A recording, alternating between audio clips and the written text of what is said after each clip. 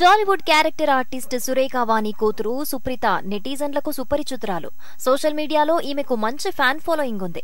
తన తల్లితో కలిసి ఎప్పటికప్పుడు ఫోటోలు, వీడియోలు షేర్ చేస్తూ అందరి దృష్టిని ఆకర్షిస్తూ ఉంటుంది.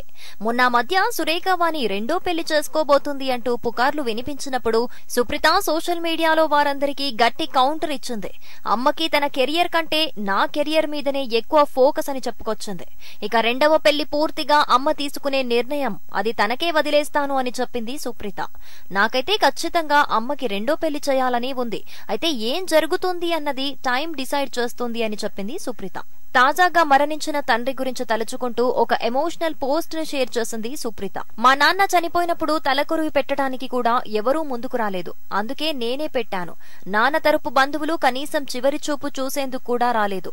నాన్న సొంత సోదరుడు పాడెమోయ్యకండి అని బంధువులకు చెప్పారు. ఆ సమయంలో అన్ని అమ్మ తరపు బంధువులు చూసుకున్నారు. ఇవన్నీ ఎవరికీ తెలియదు అని చెప్పుకొచ్చింది సుప్రీత.